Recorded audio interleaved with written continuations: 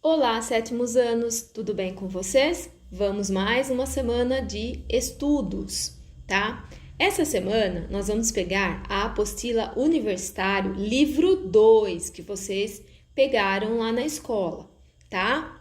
Então, só que nós vamos no capítulo 9, na página 11, onde está falando sobre vermes e doenças. Então, vamos falar um pouquinho dos vermes. Para começar a falar dos vermes, nós não podemos deixar de falar de um personagem muito famoso chamado Jeca Tatu. Ele simboliza, tá, esse assunto. Então, sempre que nós falamos em verme, lembramos do personagem do Jeca Tatu. Então, vamos ver só uma introdução para vocês irem conhecendo.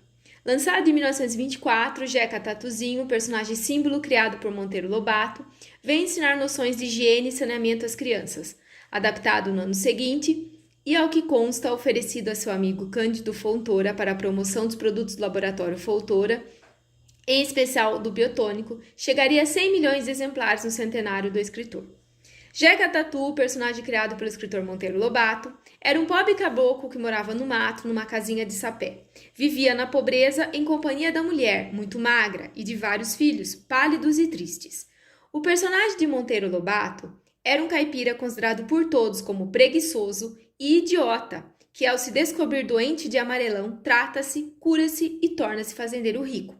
Em nosso país, é muito alto o número de pessoas contaminadas por parasitas, como vermes, crianças e adultos. Não é só na zona rural ou em regiões menos favorecidas, como também nos centros urbanos. A desinformação e as condições sanitárias nos locais onde ocorrem as verminoses, além da falta de higiene, são motivos suficientes para a alta incidência de tais doenças no Brasil.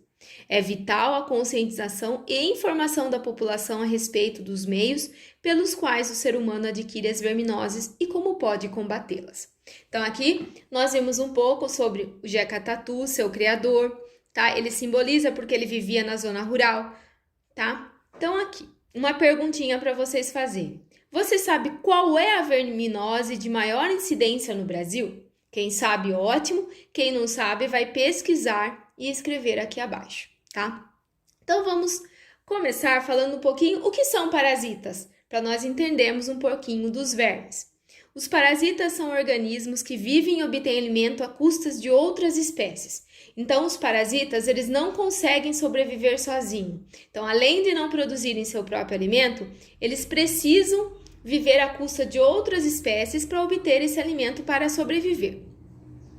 Alguns parasitas eventuais, enquanto outros sempre se portam como tal, tá? Então, discuta com o seu grupo de estudos. Os parasitas eventuais restritos, aqueles que sempre são parasitas, exatamente por dependerem de seus hospedeiros.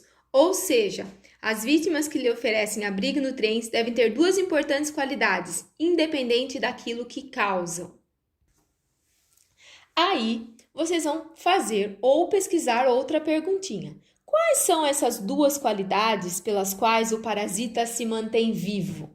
Então, eu quero saber quais são essas duas qualidades. E vamos começar, então, a entender um pouquinho dos vermes.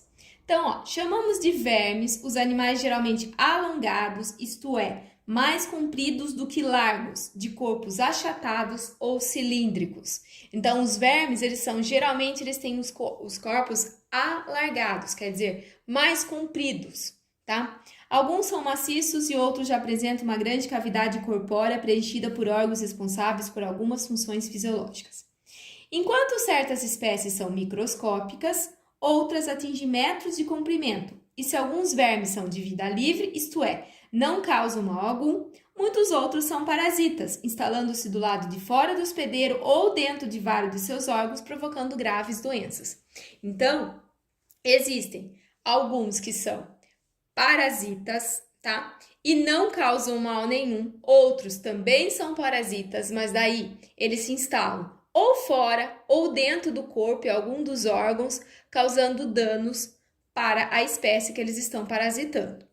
Vermes achatados, os plateumintos. Um exemplo desse grupo é a planária, animal de vida livre encontrado em água doce e limpa. Então, a planária ela tem vida livre, encontrada em água doce ou limpa. Então, aqui nós temos a representação de uma planária. A planária ela é carnívora, quer dizer que ela só se alimenta de carne. E só tem a boca como entrada e saída de alimento, pois não possui ânus. Então é pela boca que entra e que sai alimentos, porque ela não possui ânus. A passagem do oxigênio para dentro do corpo e a saída do gás carbônico ocorrem pelo tegumento, portanto a respiração é aeróbia. Não há sistema circulatório ou sangue, porém células especiais jogam a urina para fora do corpo e há um sistema nervoso bem mais complexo do que dos quinidários. Tá? Quanto à reprodução, como que essas planárias elas se reproduzem? Vai formar outras planárias. Então, ó, a planária ela é hermafrodita. O que quer dizer hermafrodita? Que ela produz gametas masculinos e femininos no mesmo corpo. Então, mas sozinha ela raramente se reproduz. Isto é, os gametas masculinos de uma planária só se encontram com os gametas femininos de outra planária. Então, vamos entender. A planária, ela é hermafrodita, tá? Que significa que ela produz gametas masculinos e femininos num animalzinho só, numa espécie só. Mas, sozinha, ela não consegue se reproduzir. Ela precisa de outra planária para isso. Como que isso ocorre?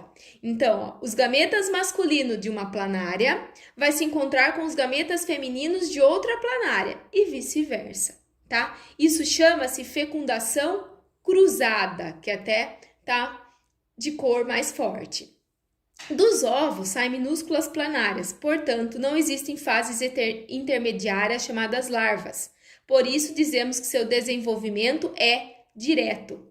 Então, ó, a planária, ela libera ovos que já saem o animalzinho, minúsculas planárias. Ela não tem a fase de larva, por isso nós chamamos que o desenvolvimento dela é direto. Aqui onde vocês estão vendo é a capacidade que uma planária tem de se regenerar, de regeneração, tá?